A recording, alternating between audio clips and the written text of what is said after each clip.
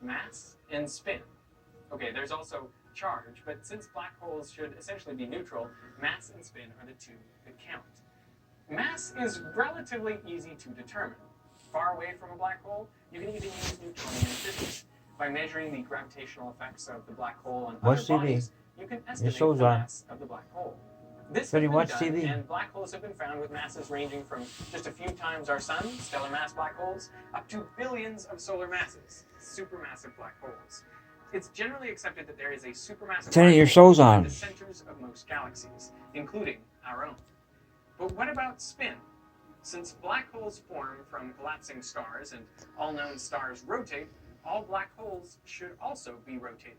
I mean, what are the chances that a bunch of matter just collapses into a point perfectly with no rotation? It's just not going to happen. And then additional matter falling into the black hole contributes its angular momentum. So like a figure skater pulling their arms into a point object, you can imagine black holes get spinning pretty fast. But spin is harder to measure because, unlike mass, it only affects objects relatively close to the black hole. But there is a way to do it. Actually, 3 ways. To understand all of them, you have to understand ISCO. In Newtonian physics, around a compact mass, you can place an object in a circular orbit at any radius, and it will be stable. It doesn't matter how close you get. This is not the case according to general relativity. Here, there is an innermost stable circular orbit, with a radius known as r ISCO. Closer than this, and no orbits are stable, they all fall into the black hole. So when you're looking at a black hole that is feeding, the innermost edge of the accretion disk is at r ISCO. What's useful for our purposes is that r ISCO depends on the spin of the black hole.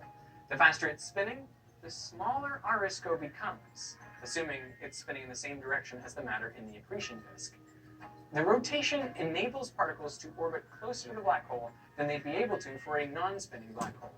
So you can kind of think of it as though the spin is supporting the particles against the relentless pull of gravity. Now, spin is normally discussed in terms of a dimensionless parameter that ranges from 0, no spin, to 1, maximum spin. Though I guess you could also have spins down to -1 if the black hole is spinning in the opposite direction from the accretion disk.